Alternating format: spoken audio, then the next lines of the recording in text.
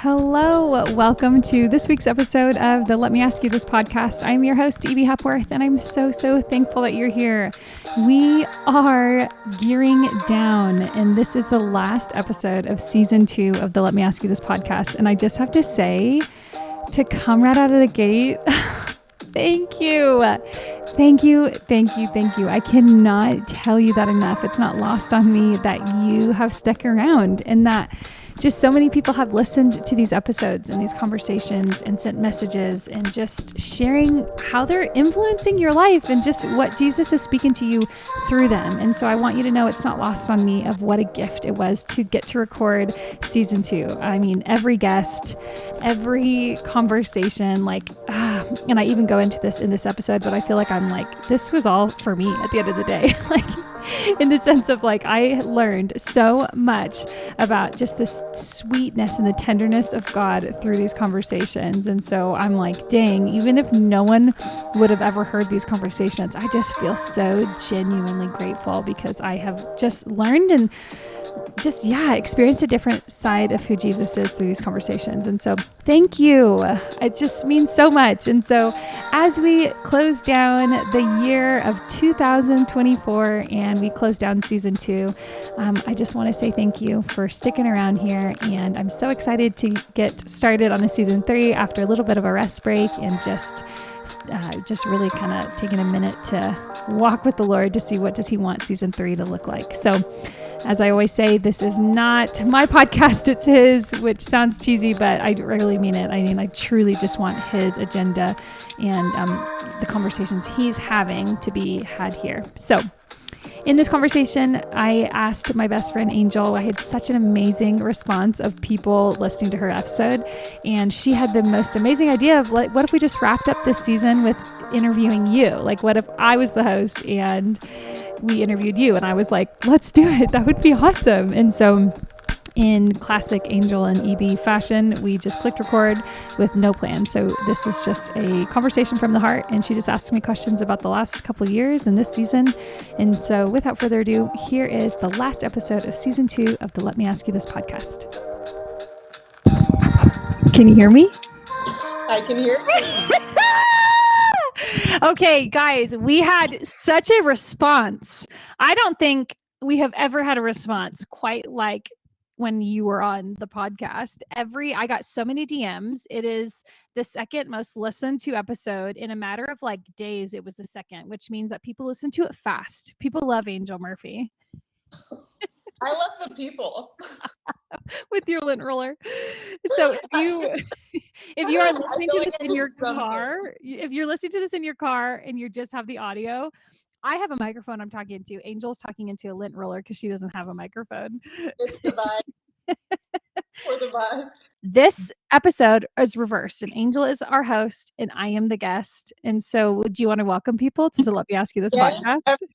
Okay, Evie always starts her podcast. I listen to all of them. So she always starts her podcast with thank you for being here. You could be anywhere today, but you're choosing to be here. This is an especially fun episode because we are going to be learning more about Evie. I feel like you've had amazing guests on this season.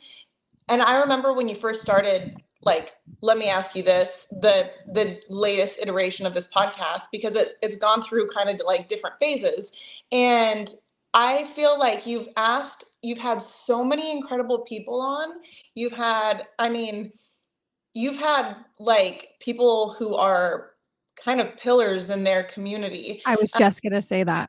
Yeah. And you've had them on and you've asked them such thoughtful questions. And so many times I'm like, okay, why is she asking that question? Because obviously you have your own life. Everybody who knows you knows that you are a passionate woman and a mom and a wife and a friend, and you do everything to the most extreme level. So when you're asking these really thoughtful questions, clearly they're coming from a place where you are genuinely curious, you want to learn. And I want to ask you questions now because I'm so curious about, over the last, it's been about 6 months since this podcast, maybe a little longer, 8 months since this podcast has launched. Yes. And I just want to hear how you've kind of taken the experiences from all the different episodes and how love that. How you've allowed them to kind of soil be the soil in your own life. So the I first love thing, that. I'm so happy. I'm happy to be on your podcast today.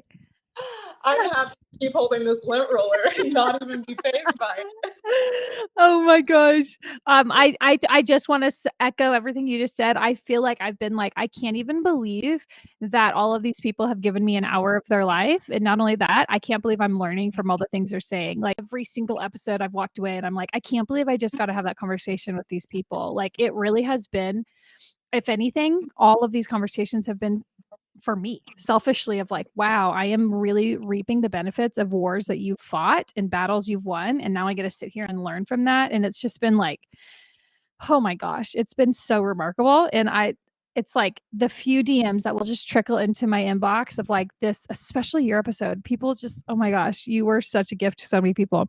People just like this, what you said about this and what Anjel said about this, or what Jamie or what Sammy, like all these different people. And they come in and they tell you how it's blessing you. You're like, wow, thank you, Lord. Like you knew that I needed that. Cause I'm on the back end. I don't have any help. I'm doing the whole thing by myself. I'm editing. I'm turning into this little podcast ninja girl. And I want to just say that is so much harder It's than so hard. it I is. am Googling my way through this. I don't know what I'm doing. It feels like a true offering every Thursday. When you have a newborn and then at 5:00 they call it the witching hour because you're like, I don't know if I'm going to make it another night. I feel like for me, that's every Thursday. I'm like, oh my gosh, my witching hour is here. Like, am I going to make it? And then someone will send something that they heard and I'm like, oh, it was worth it. So to everyone that's listening to this episode and all the episodes you've listened to building up to this, I just want to thank you because it really is like, wow, it's for a purpose. And when you tell us, when you are giving the feedback of what was blessing you in these episodes, that to me just it's oil to the fire. It like blesses me. That's so cool. And okay, so right now, give us, all the listeners, give us just a little glimpse because I feel like the last time, gosh, I don't even know the last time that you were interviewed. I mean, was it during Fearless Talk? No, I was interviewed like 3 weeks Well, ago you've been for interviewed on, one. you've Oh, been but on interviewed a podcast on mine, I have not been interviewed in I don't know, 4 years, 3 or 4 years, like on my own podcast. Obviously, I've been like had the honor of being a guest on other people. But typically, when you're a guest on someone else's podcast, they say, sit down, we want to talk about joy, or sit down, we want to talk about obedience. It's typically a lane. So it's kind of fun to do an episode like this where it's just like, rapid fire, like really. questions. Well, the good thing is I have no questions written down, so everything that's rapid fire is going to be straight from the That's how I Lord. prefer it. I prefer it. Yes. I do too. Okay, so go ahead and give everybody kind of, should I use this? No, you don't need the lint roller. Yeah. I'm like thinking ahead of when you're going to use the clip and people are going to be like, that's so but also I kind of feel like it's like, it feels better to hold something. So maybe I'll just hold it. You can totally hold it. So go ahead and just kind of tell people, where have you been in the last season? Like, I know that there's so much that has happened, but go ahead and kind of unpack what you feel comfortable sharing that has kind of led you to where you are today. Totally. So the very first episode of this podcast was with Zach, and it was titled Rest with like a million T's, because that is what the Lord has been unraveling in us. And I guess that you could say that was one episode where Zach kind of asked me a few questions about the season we were in.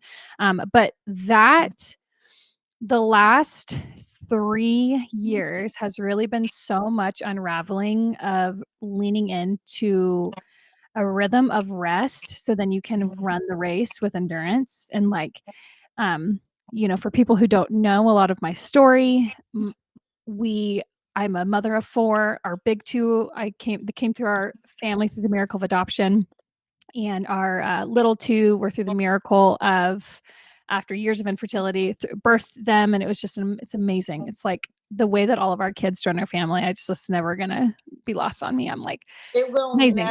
It will never stop. It's just being like a radical miracle. radical, all of it. I'm like, what the heck? And to catch you up to speed, Our oldest son, Asa, was diagnosed with Duchenne muscular dystrophy 6 months after coming home from West Africa. And so the last 3 years has been a journey of us learning how to find rest in the middle of fighting a battle for life, literally, to save his life. We've been in a clinical trial that has been much more time, just totally taken a lot more of our time than we had originally anticipated. And so that looked like flying to Salt Lake for half the year, every single week, and then the other half of the year, every single month. And so there was just this invitation, and there's always an invitation in all seasons of chaos or peace. And it doesn't matter if you have kids, it doesn't matter what job you have, it doesn't matter literally anything. There is equal opportunity for both, either chaos or peace. And there had been so many seasons leading up to these past 3 years that I have actively chosen chaos, just in the way that I lean into the Lord, the way that I have quiet time, the way that I eat, the way that I steward my body, the way that I steward my free time, the way that I steward my hand with a phone. Just there had been so many choices that I had chosen that leads to chaos. And the last 3 years, there's that famous James Bond quote that's like, "I felt like a kite in the storm." I feel like that's the best way to explain. I'm like, my life was a kite in the storm, in the hurricane, just absolute zero anchor. And so the last 3 years was really the Lord establishing a deep anchor of rest in our life in the middle of a really, really hard battle. And so, I've always been a woman of many words I've always been in quote ministry. My background is anti-human trafficking ministry, missions. And so it was a season of really establishing just like coming back to that place of identity with the Lord of like, you are not what you do. You are not who you are not the gifts you have, you are not the friends you have, you are not the like it's just like at some point when you're walking with the Lord, you kind of think that those conversations kind of leave your quiet time. And that came right back to the forefront of my mind and my spirit. And the Lord was just really, really re-securing an identity, and just that I rest in him. I rest in the resurrection of what he died and raised from dead for. Like I rest in Christ, and like it was back to the square one. And so like I said, I've always had a gift and a heart to write. I love words. I love what generals of the faith who have written books that how they have helped me give language for pain and healing and grief and joy and family and motherhood and all the things. And I've felt a similar invitation to with words. And so these last 3 years have been learning how to write and share and Beth Moore says it beautifully, write from a scar versus a gaping wound. And it had just been sprinting after That healing. Isn't that good? that is so good. And you can tell when people share from a bleeding wound, and I have done it. So you know what it feels like and you know what it sounds like, right? Yeah. And the Lord was like, no more writing from this gaping open heart surgery that you've just put a band-aid over. Like this, we are addressing this thing. Some generational things, some trauma from battles, some marriage things, some deep heart things, some body things, getting my body back in. Like it's just like every single part of the pie of my life. The Lord was like, we're starting from scratch, babe. Like this is worth your entire life. Like nothing outside of like really coming back to the basics of who you are in me is everything. And it's not even a question of Jesus being your number one. It's Jesus being the center. Because like Mhm. my mentor has this idea of like this full circle. If Jesus is in the center and waters that, then it spreads out to the outer layer. But if you having that as your picture versus Jesus is my number one, it's like Jesus is my center. And when he's Mhm. watering that, then it bleeds into every single other area of our life. So yeah, I mean, gosh, I just feel like there's just been this crazy invitation to just press into deep wholeness and abide unlike ever before, and just uh, yeah, rediscover who he is so then I know who I am. Mhm. So that sounds amazing, but it also sounds like so exhausting. Yeah. When you're doing that, like, first of all, to have that much self-awareness is like exhausting on its own. Was it, do you feel like it's something that just like kind of came out like in this really gracious and like just a really gracious invitation from the Lord and it all kind of happened really naturally? Or do you feel like just practically you were like, I need to like be very like mindful of what I'm doing and I need to like cut these things and repair these things or like kind of just walk people through practically because knowing you, obviously I've been away for 3 years, but knowing you, I saw a huge shift just Well, in you how you. know me. Yeah, you know me better than anyone. So you even from afar, you would be able to see a difference in pace, right? Mhm. Yeah. So is that something that you've like just kind of easily walked into? No, I don't think anyone trips into healing. I think it's the most intentional, fought after adventure or war, some could say. I think when you just spend time with Jesus, just you and Jesus, not with the clutter of, a worship band or the clutter of YouTube video and those things are beautiful things. I'm not saying, and I use those things too. But when you are able to dive into a secret place with just Jesus, and you be able to fix your eyes on who he is, and you're kind of looking in this mirror. For me, in that space of the more I talk to Jesus, the more he's talking to me about me. And Mhm. then when I'm looking in this mirror, I'm like, there are things in this that don't reflect him. Like when you're talking to the Holy Talk Spirit, about that a little bit more. well, like, you can scream at the top of your lungs how much you love him, how much he's your number one. You can post about him. You can write books about him. But when you're actually losing your mind on your husband, that there's something there. There's something to press into. When you are losing your mind on your kids and you're like, whoa, like that's not like there are moments where you get to look at your life, just you in an absolute purity of like your own lens, and you can be honest of like, is that the heart of God? Is that the heart of God to speak to your spouse that way? Probably not. Is it Mhm. the heart of God to have the thoughts about yourself?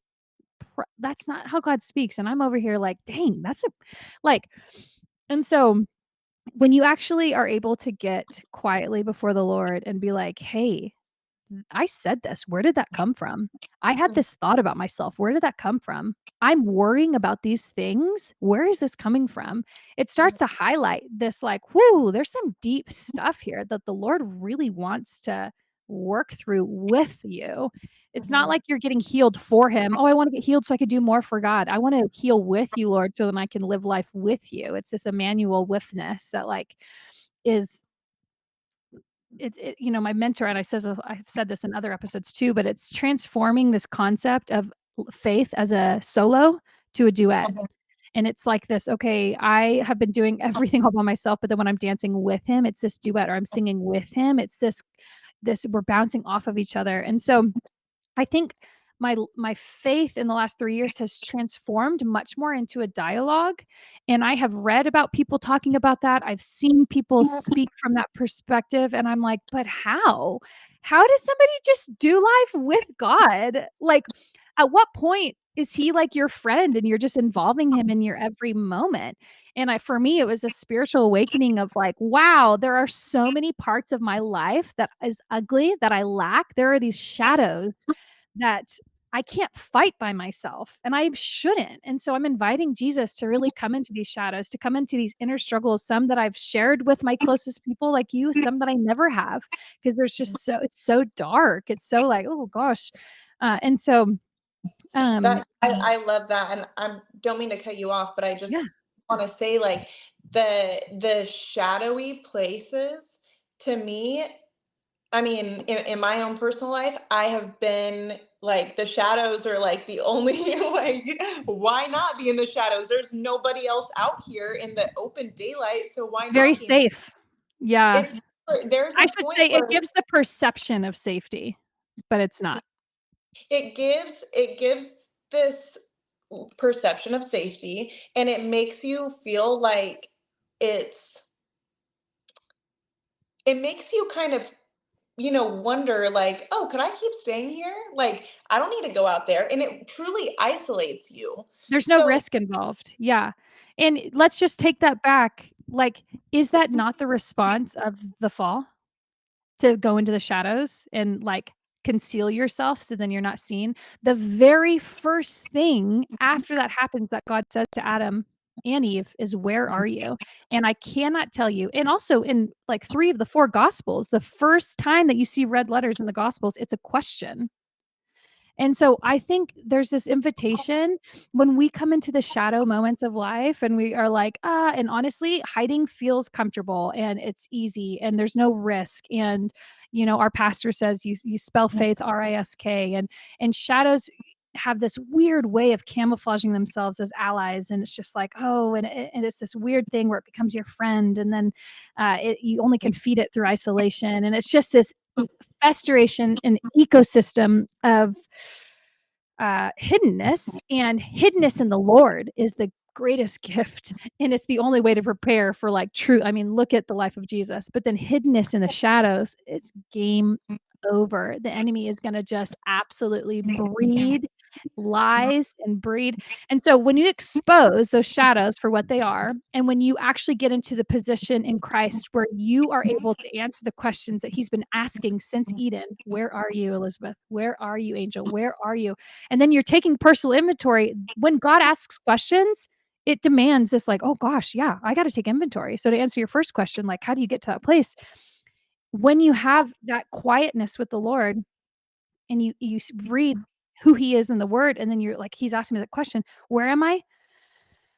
Okay, well, honesty, my mentor says honesty is a bridge to intimacy. And so if you're honestly asking that question, I'm going to honestly answer, where am I? I have no freaking clue. I'm lost. I'm lonely. I'm sad. I feel absolutely like I have zero mission. I feel, and you just start being so brutally honest.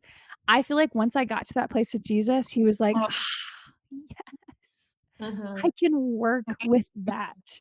mhm, I can't work with the veneer synthetic, "Oh god, you're so good," and, like, he loves the honesty, and he's asking questions, so we're honest, and so mhm, I just feel like that's the only place to expose shadows, that's the only place to be able to actually see them for what they are, which is darkness. mhm, And, I mean, I know a lot of people don't love the Enneagram. I have found it helpful, and being a 4, I have a weird way of seeing mystery and unknown as a friend, and it helps me create, and it helps me experience, something special in the Lord. But when you're able to discern and see not all shadows, like, there's just you don't always need a level of shadow and darkness to be able to go into the depths of the Lord. Like, it is liberating to be able to step into a new level of honesty with him, you mhm. know? Do you feel like you were n before this, like, do you feel like you were not honest, or do you feel like you were just, like, it was a pure-hearted, um, relationship? Or do you feel like you had things that you were kind of, like, keeping covered, and then, like, after a certain point when so many things in your life kind of broke? I mean, to be honest, like, when you have a kid, point blank, like, when you become a parent, like, literally nothing matters the way it mattered before. Right. You have 4 kids, you You guys are keep. no longer your own priority. Yeah, That's and for sure. it's a really amazing thing. It's not like this, like, "I don't have me time anymore." It's like, those things there, you realize what matters and what doesn't matter. And so Yeah, well said. you have 4 kids, and you have 1 with special needs. You have, like, that changes everything. Changes everything. I think I have always had, a really tenderness to the Holy Spirit. I think I've always been, I wouldn't say I was withholding honesty knowingly, but I would run at a pace out of zeal and just excitement and passion for the Lord that I didn't allow myself to slow down and, like, truly inhale where I was at and take an actual assessment. And I think a lot of people will kind of relate to like good intentions and like you're spending your time day to day in prayer, but like there are different rhythms that I was not incorporating into my life that didn't allow me to take inventory, that didn't allow me to answer questions I was being asked, or even allow me to see questions or hear questions when they were being asked. I was not Sabbathing. I was not having listening prayer. I wasn't, I was all about doing for the Lord. Like I loved him so much and I wanted to just make sure the world experienced his love. And I wasn't slowing down enough to experience his love hour by hour. Like I now am at a place where I am like, I I cannot be apart from you. Like I cannot like I an hour that goes by and I forget you, stop, pull me back. Like, and that's my personality, right? I go a million miles per hour. I am crazy. I do a million things. I got everything on burners, but then I'm weird type B. So it's this weird flow of like, I'm a very weird personality in that way. And so I have a lot of dreams, but very little ability to like harness them well, You, execute. Yeah. Like, and so that I feel that same. I feel that it's same. ADHD, I think. Yeah. A mixture of ADHD and just like the joy that you get from the Lord. I think it's just a combo of everything. I definitely don't have it to the extent that you have it, but it's Well, exhausting. I had one of our best friends, and you know this because I've said this a million times, but for whatever reason, I think I have spiritual amnesia because I have gotten a lot of prophetic words where, and I'm like, oh, I'm never going to forget this in the moment. And then 20 minutes later, I'm like, wait, what did they say?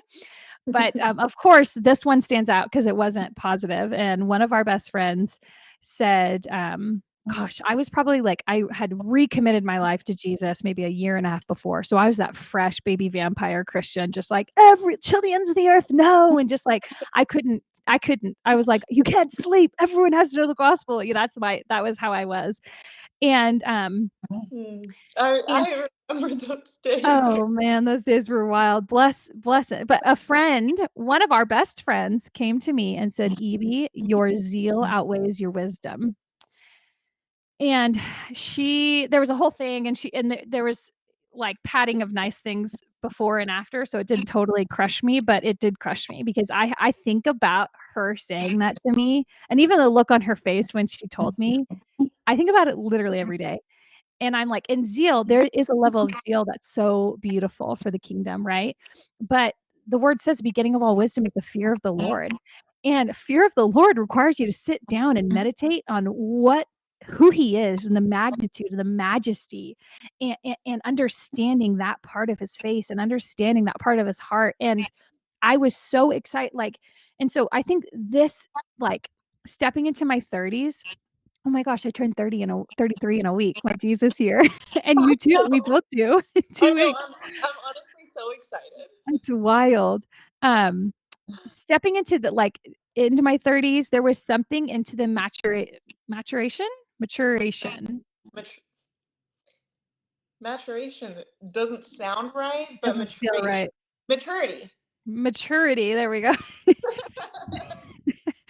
I stepped into a level of maturity where it was like slow down, breathe in, and if you want to step into a level of wisdom, understand that fear of the Lord and be able to ask questions and just yeah. And so I think the biggest takeaway from the last 3 years of growing with Him is going really, really low. And like, they say like the oil runs to the lowest areas. And so like, what does it look like to really, really get low? What does it really, really look like to humble myself and what does that look like to expose the shadows of the areas I struggle with? What does it look like to, um, I mean, this is a fresh one. And I think I was talking to you about this, but like 2 weeks ago, feeling like, dang Lord, I'm really wrestling with that feeling of embarrassment.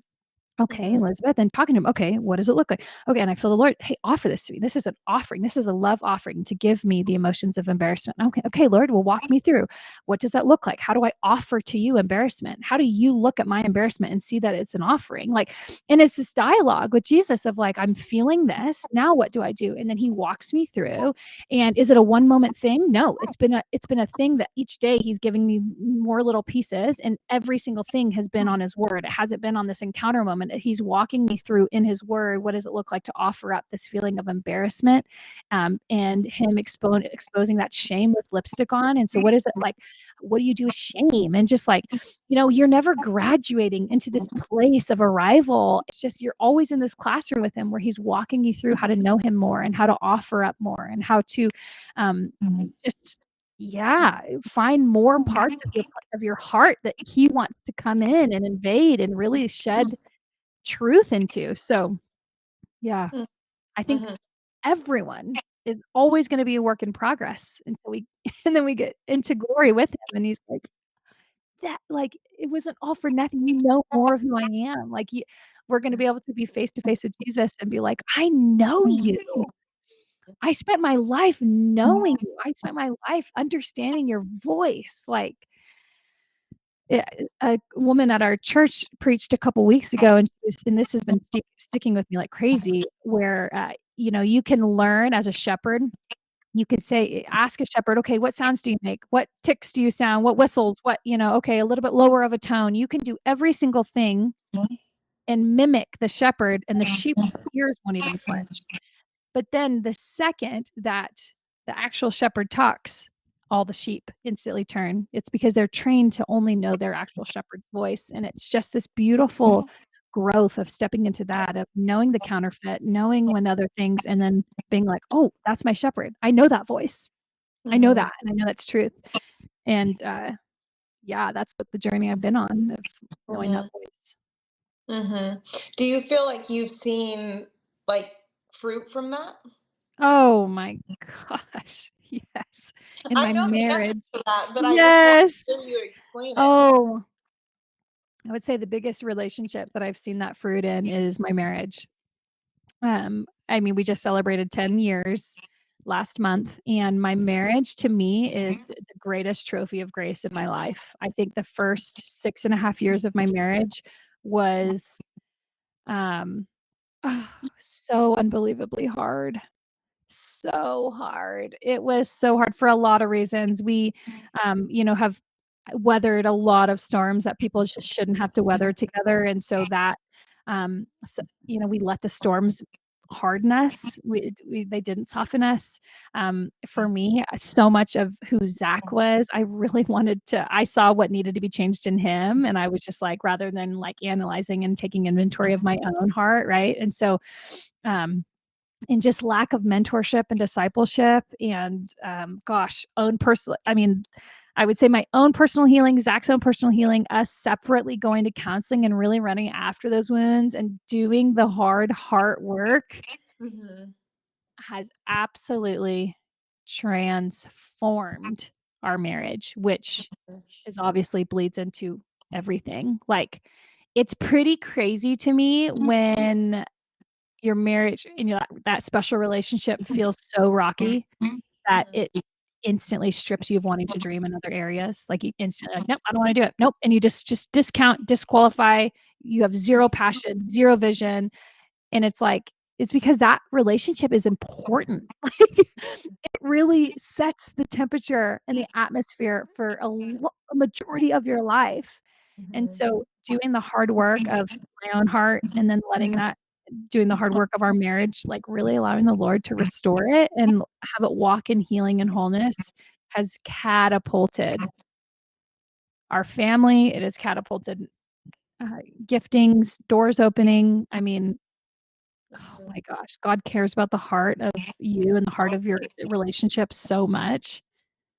Mhm. Did you ever feel like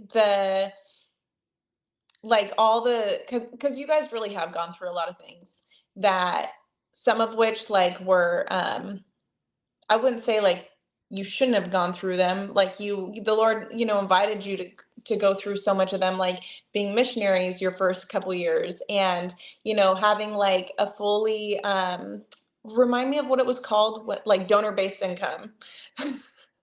Like, that was this really beautiful thing, but it's still like that teaches you something. Do you guys feel like in doing all of that, you found like a superpower in your marriage also? Like, obviously there were hard times, but like talk me through some of the, like, the really cool things that have kind of come through all that. Oh my gosh, dude. I feel like I don't even know how to answer that question because so many things. Yes, full-time missionaries, always dependent on the Lord for finances, adoption, watching the Lord grow and soften Zach's heart to adoption and then grow our family through that. The loss of, biological children, gosh, broken families, just extended families and always, the shadows of that and how, feeling a burden for that, but then also wondering, what do you do with it? What does it look like to partner with the Lord in this restoration? But where are there boundaries? Oh my gosh, both like we were just talking about this at Zach's birthday this a couple months ago of like Zach and I spent our 20s building family where most people build a career. And now we're in our 30s and now we're building quote careers. And so we had things very reversed. And so it's been oh my gosh. It's been brutal. And if we didn't have people, we didn't have people like obviously like you and Matt. I'm like thinking of all the things like it got ugly. I'm gonna be straight up. Like people are listening to this and they're like, oh yeah, like you say brutal, like, oh, I'm sure that just meant that you like raised your voice once. Like, no, it was ugly. It was bad. It involved getting pastors involved and counselors involved and friends, you guys involved and sitting us down and like just being like, this is what I'm struggling with. And it revolves a crazy amount of self-control of not fantasizing a specific outcome for what like, it's just like there is so much that goes into pouring into a marriage. And you know, by nature, all humans are so selfish and you always have motives no matter how pure-hearted you think you are. Like there are motives attached to every comment, and so just having the heart to really, like you said, like we started this whole episode with just exposing the shadows of what these motives are and then being able to take the storms. Like what's just so crazy is like these things build you. Like battles build you. Like it's like a series of winning multiple battles that reveal who won the war. And so I can look at all of our battles that we've won in marriage, and it's like I can look at it and be like, like the commander of the Lord's army is who walked us through this. And like some of the battles we lost, but I can look at it and be like, because of the Lord and his faithfulness, we have standing here victorious and we won that war. Like, it's like so, yeah. Well, it's so crazy because like you go through all that kind of stuff and it's so it's like when you come out on the other side of it, you have a whole new skill set, you have a whole new thing that you just like were triumphant over. And it's like, okay, now we're like it somehow you're closer through the battle of it all. Um I'm gonna move on to a Yeah, new topic. Okay, do so it. and thank you for, I don't know if you're gonna keep all this in there, but just thanks for being honest. I feel like you're Yeah. being super. Oh, yeah. Yeah, I mean, I know you, so I hear it, but it's crazy because like, and I kind of started, our call with this is like I feel like a lot of people think that they know the kind of like concept of you and your mindset and like who you are and how you think and all this stuff, and they have an idea of what your life looks like, but um you know, you have come out like, yeah, you do have this supernatural zeal. And I feel like that is just like the joy of the Lord. And I feel like, even when you were a little baby, I bet you were just like so freaking happy all the time. And just I like, was I would pay money to go back in time and see you as a little kid. I would love to see you as a little kid. I would love to Oh, see us. We would be so cute. Oh my gosh. I wonder if we'll get to like see that one day in heaven. But I don't know if it works like that, does it? Like in my Probably. brain, Yeah, I don't think that's theologically right, but we could no. see it through our daughters connecting, and we'll just live No. it that way.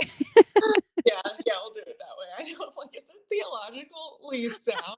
Like, imagine a play date with myself as a 5-year-old with Evie as a I 5-year-old. mean, listen, I haven't been to heaven yet, so we don't know, but I I don't think it know. works that way.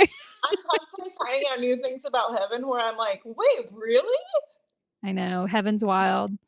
It's gonna be like that? I know it makes me so excited. I don't want to go there right now, but I'm very excited. Anyways, um, okay, so one of the things, and I have people text me about you or No, you bring. don't.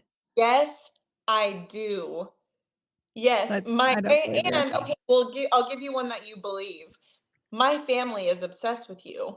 Why I'm obsessed with your family. So, Everybody always asks about you. I'm And obsessed with your family, specifically your grandma, but yeah. yeah, me too. Talk to me a little bit about like, you put a lot of stuff out on social media over the last not so much over the last 3 years, but a Yeah, lot. always. Yeah. Yeah. What like do you feel, especially as a 4, one of the hardest things for a 4 is being misunderstood. Do you feel like you put stuff out there and it's just like not really like a reflection of who you are and how you are? And like I feel like so many people are always like, she's so strong, Mm. she's so like vibrant, she's so confident, like she is so fearless. Mm. And then it's like, how do you kind of like, how would you respond to that as a real Mm. person today, where you are with what Oh, your life is? good gosh. Um, I would say I think, perception over the internet is pretty crazy because when I think of just recently, someone was like, if you could recommend one book outside of the Bible, what book would you recommend? And I'm like, hands down, no questions asked, as long as I can remember what I would say would be Hind's Feet on High Places. And the reason for that is because I am the main character, Much Afraid. That's her name, Much Afraid. And it takes the whole concept of the book is, Much Afraid, goes with the shepherd on this journey to the top of the mountain. And the only two friends that can accompany her to get her to actually have the resilience to get to the top of the mountain that she's made to be on top of is sorrow and suffering. And so I think I think the Lord is so gracious to give a deep level of strength and resilience in his people. And I think it's accessible, the same amount of access to all people. I think as long I had praying granny, as long as I can remember, I would walk in. We lived next door to her almost all my life, and I would walk in, I would hear her praying. Like, I feel like the soundtrack to my childhood was a praying grandmother. And so I think that the prayers of people that have gone before you, it does something. It's very significant. It's not just fluffy words that go out in outer space and maybe hit like the sound bar, like the barrier of heaven. Like it's an actual partnership. So I think the grace of strength is fruit of a praying grandmother. And then I also think this concept, I am by nature, I am not fearless. It blesses me that people would perceive that, honestly. I think I have a gift of being able to see sorrow and suffering as these companions that are going to journey with me and with the shepherd for me to be able to have endurance, for me to be able to. And so I think yeah, I mean, it blesses me so much that people would see me in a light of like joy and all these things. I think that's also the kindness of God that like he gives me people like you that like bring this softness and this laughter to very heavy lives. A majority of my life has been there's just been things that I'm like it's actually funny just this 2 weeks ago I was with a bunch of amazing women of the Lord and just like I can't believe I'm like telling parts of my story and you don't realize how crazy your story is until you're like, well, then I almost died and then I almost died again and then I almost died a third time and then, this and then, and you're like telling your story and you're like, And you're so gosh. casual about it. Like, I've really lived through some crazy stuff. Yeah. They're like, "What's your first memory?" I'm like, "We shouldn't go there. It's pretty dark." And it's just like when you can, again, take a minute to look at your life and be like, "Dang, what the Lord has brought me through, and the way that the people around me have prayed me through, and the way that God has assigned." I feel like I've told my grandparents this, I'm like, "Angel was an assignment." She's actually an angel that's assigned to me because she brings a joy to my life that no other friend does.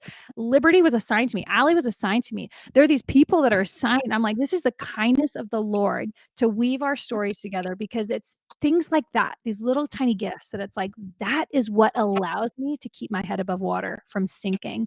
It's this just this joining of the bride of learning how to carry each other.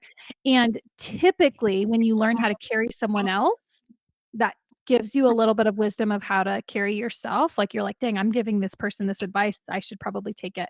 And then you're learning to walk in a little bit more of maturity. And so I think learning to walk with my girls, learning to walk with my husband, learning to tread through the muddy waters of life alongside people and prioritize the Lord's voice above other people, and just like these crucial like decisions that I've made with my life is what people see, and that's translated as fearlessness. But by nature, I feel like I am the most fearful person I know. I think my mind doesn't ever turn off. My emotional gauge is always all over the place. This unsteady, like there's a lot of unknown factors in my life that I feel like I'm like, dang. And when you're deciding how to share on social media, that's a whole nother battle to, Lord, what do you want me to share? How do you want me to share this? What stories are mine to share? What is sharing versus exploiting? How do I make you the main like, hero of the story, because that's what you are, like. And so yeah, my goal, my dream is obviously that anyone that comes into contact with me or my life or words that I write or anything, is that ultimately they see like the mark of Jesus on it, and that they're like, there's just no way someone could do enough positive thinking into that kind of like, this is the grace of God, this is the fingerprint of Jesus on someone's life, and that would ultimately see what, if you can do that with my life. And people say, "Oh, if you could do that with my life, I could do it with yours." And it's like, people say that and I'm like, shut up.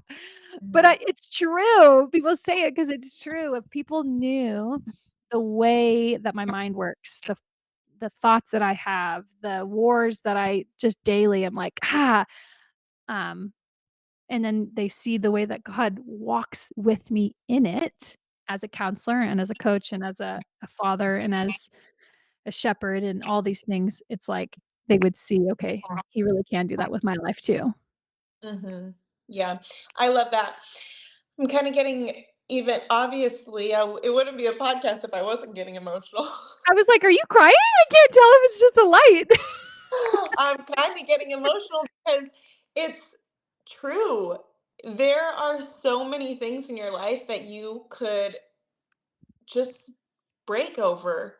And um not even break. I mean, like, break apart from the call of your life, break apart from the glory of God, which he's like so saturated your life in his glory and goodness. And there are parts that are so hard that they could take you away from that, even though it's so saturated, Mm. and it's just crazy his, like, that's one of the reasons, like, selfishly sometimes why I'm like, I love being Evie's friend, because I see that, like, the joy of the Lord is her strength, and that Mm, fuels me. And mm. I feel like I don't know if it ever feels like heavy to carry. Does it ever feel heavy to carry? Like, to carry, Oh, yeah. feel like the weight? Oh, yeah, for sure. And that's that tension of, how do you hand the Lord the burden and not carry it? I can tell when I start carrying it, and then I'm like, "Oh, shoot, I'm going into strategizing mode versus like resting in his provision and resting in his character mode." Mhm. But something you just said that I feel like is worth mentioning, my mentor last week was sharing this. I don't know if you'd call it a revelation or what, but she was talking about in Luke when it says that I'm going to blank on his name, but I think it was Simon of Cyrene, as Jesus is carrying the cross towards Golgotha. They had just whipped him. They had just, flogged him. He's covered in blood. And it says that Simon of Cyrene, I think that's his name. Somebody needs to fact check me. He was picked by the Roman guards to carry Jesus's cross. So Jesus is walking in front of him, and now this guy is carrying the cross. And the way that she studied it, she talks about how basically he was just randomly handpicked. Like it was just basically the Greek breakdown or the Hebrew breakdown. I can't totally remember. I don't have my journal in front of me, but that it was almost an injustice that he didn't want to. It was not voluntary. Somebody looked at him and said, "Hey, you're going to carry the cross."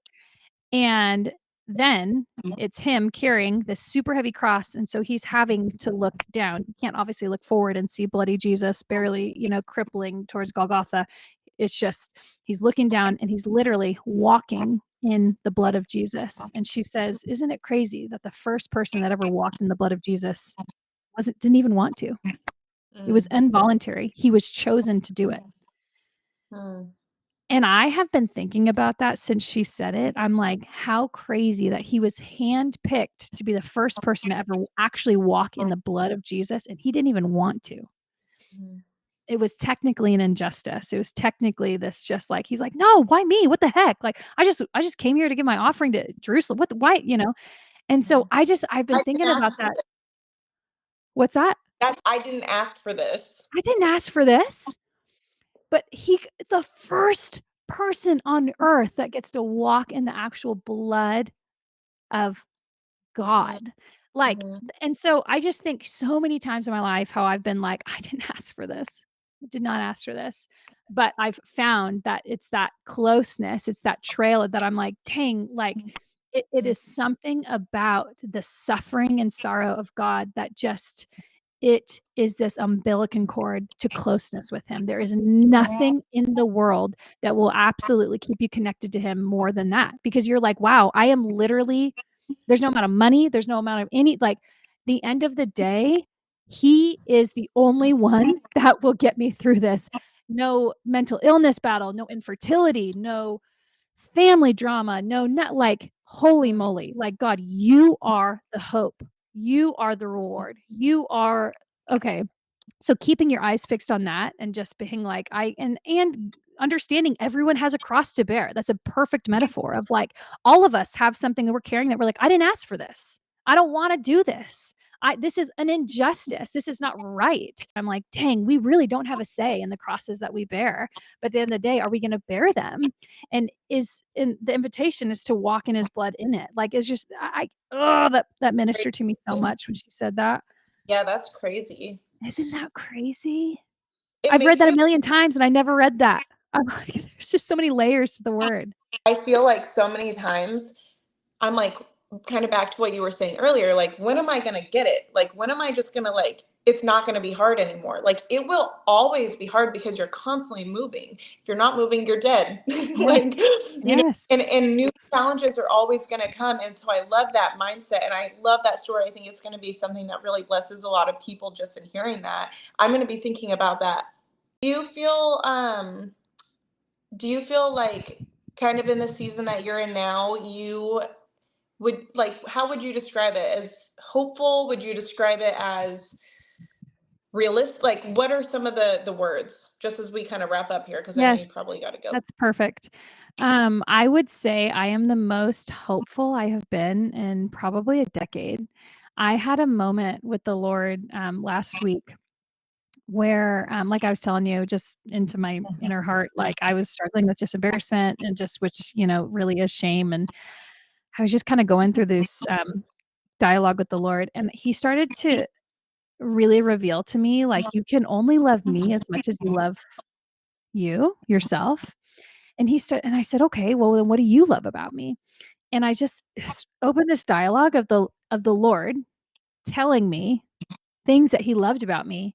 And I was like, whoa, I really love that too. I really love that about me. Like, and I wrote it down because I'm like, I don't want to forget this. This is so important, which people need to hear. And Voskamp always says this, that your pen is your sword. So, and then Martin Luther has this quote that's like, the devil like trembles when he sees the people of God using a pen or something. I can't remember the exact quote, but there's something about writing things down. And I think some people think it's this whimsical fantasy. God doesn't speak to me. If I asked God what he actually thought about me and then I heard something, how do I actually know it's God?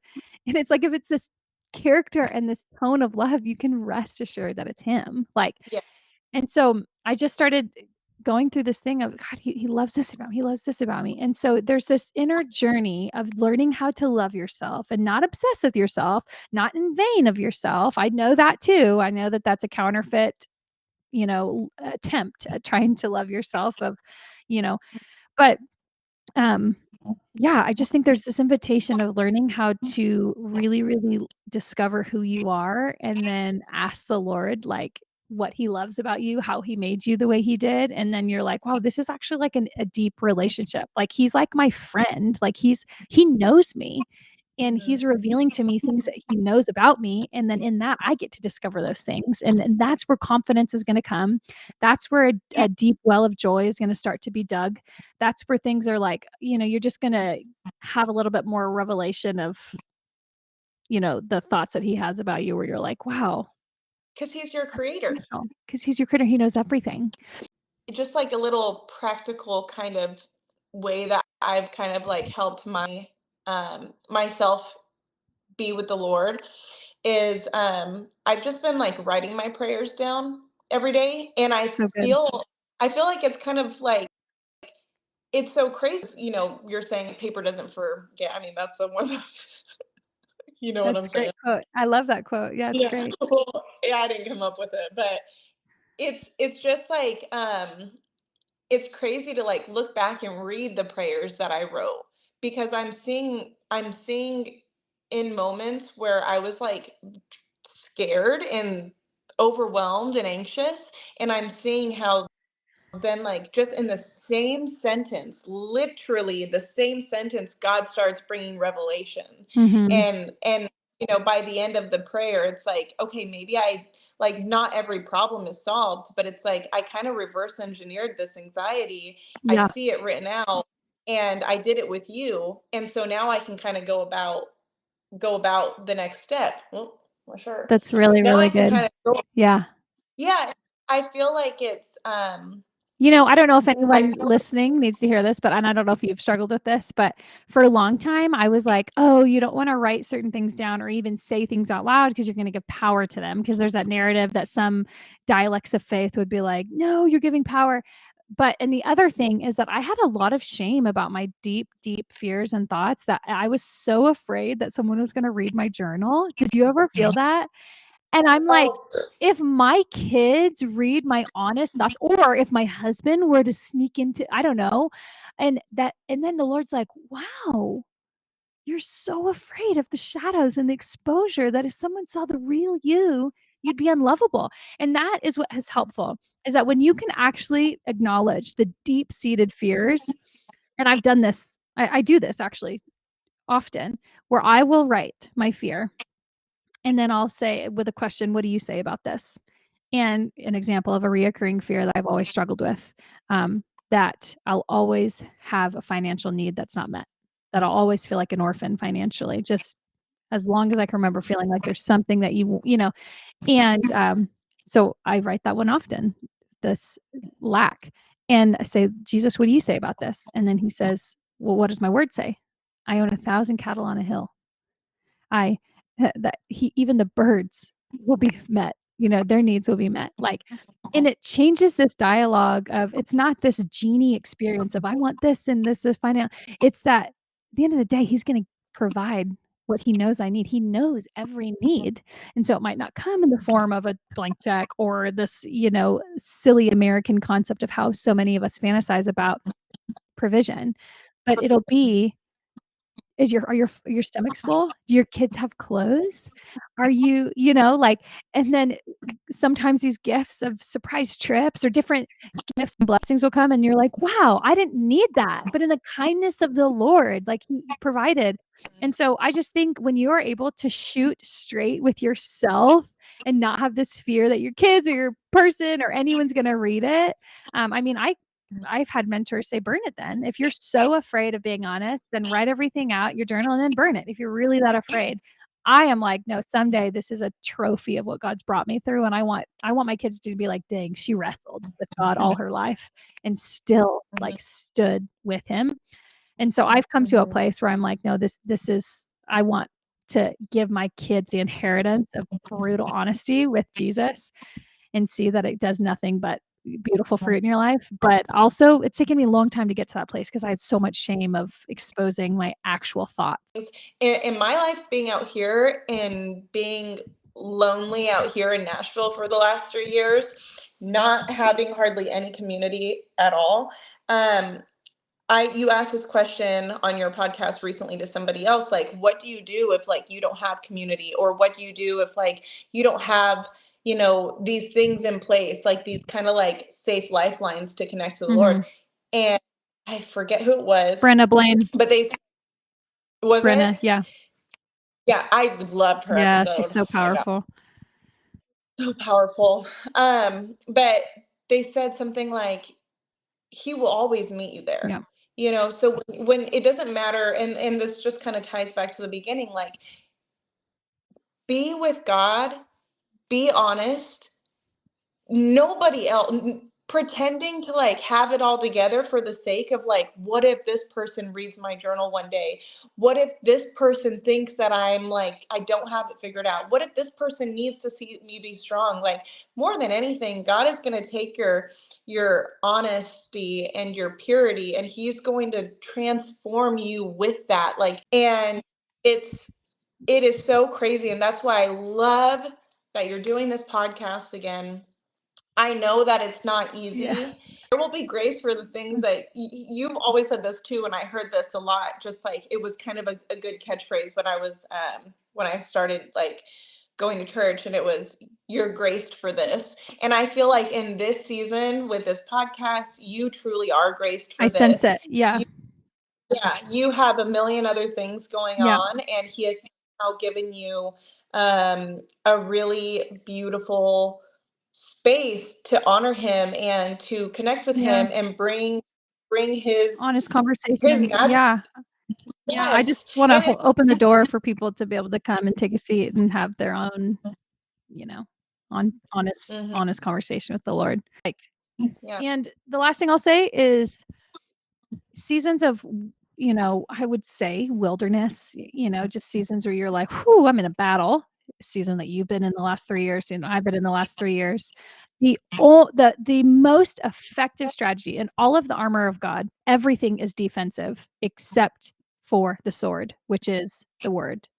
And so it says the sword of the spirit, that's what severs every lie. That's what that is the only thing. All of the armor of God is defense except for the sword. And that's why every single time Jesus is tempted and he's pulled into the wilderness, every single time, instead of responding with, oh, this, God said this, or God, he responds with the word of God. It's because that is the ultimate, like, just absolute battle strategy. And so in wilderness seasons, if you're like, dude, I am struggling. I'm feeling quiet. I'm feeling alone. I'm feeling isolated. There's so many shadows. I don't even know where to start. Then start with the word. Literally start with just the Psalms. Start with the Gospels. Just read about the words of what Jesus says. And you'll see that the way that stacks up the spiritual, just absolute endurance and just fight within you, and it changes everything. He is the word made flesh. And so when you can learn how to kind of have that battle strategy of the word and actually getting it in you, oh my gosh, it changes it's changed me. In the last 3 years, I have been more with just memorizing the word, meditating. What does it look like? I'm like literally doing the memory scriptures of my kids in their second grade class. I'm like, yes, wow. Give thanks to the Lord for his grace endures. Wow, yes, Lord, today let me memorize that. Let me actually know it. So then when a battle comes, I have it. Boom. And it's like, so yeah, I think that's the greatest way to ever walk through a hard season, is equipping yourself with the word. I love that. Well, I'm so happy that you've given it all to the Lord. I mean, Thanks, Ange. it really is a testament of what it looks like to just trust him to come Are you through. crying again? You know, Oh. no, almost. Well, I couldn't do it without you. What would I do without you? You I'm so happy that we are each other's like in each just other's bleed lives on because you. Yeah. it's such a gift. And Such a gift. I'm happy too that people feel inspired and just like joyful when they hear us talk about the Yes. Lord. I feel like something that I don't think either of us take No, lightly. I mean, think of And the in this Gospels when the friends were so committed to their friend that they removed the roof and lowered them to the presence of Jesus. And how many times have we done that for each other? Like, and I just think like it's that like that's why that Christian meme that goes around is like it matters who you're around because it's like, are they going to lower you to the presence of God? Are they going to prioritize your need? I just think about those friends and they had needs too. Surely they knew a cousin that needed healing. Surely they needed healing. Surely they had financial need. Surely. But they were like, no, I know that this girl needs him more than me. And so down he goes. I just imagine the straw and the wood. Like it's just the actual intentionality of those friends to lower their friend in the presence of Jesus. I mean, you have done that for me over decades. Like it's changed me. And so when you have those people, oh, so good. they're a gift. You're a Yeah. gift. Thank you for doing that for Yeah. me. Oh my gosh, it's an honor and a privilege. It really is. It really, really is. And I'm so happy that I could sit here and ask you questions. Life is hard. There's a lot of So darkness hard. right now Yeah. in the world. And you have made a space with this. You've been obedient to the Lord, asking you to glorify him, even in just like an hour, and it's like you are using the tools that you have and the skills that you have, even though you're not like some tech savvy, like, engineering genius, and you're getting it out there to Yeah. people. So Thank you. I'm so happy that you are. I love being on the podcast. It is my favorite thing. Oh my gosh, I can't believe we're done. Season 2 in the books. Well, that's a wrap. Thank you again so much for tuning in all season long. And if anything in this episode stood out, please, it really does make such a difference when you leave a comment, whether that's on Apple Podcasts or Spotify, or if you just share whatever was, ministering to you in your socials. It really does mean so much and it carries a lot of weight. And so I don't take it lightly. Thank you for being around here all season. So I'll see you next year in 2025 on the Let Me Ask You This podcast.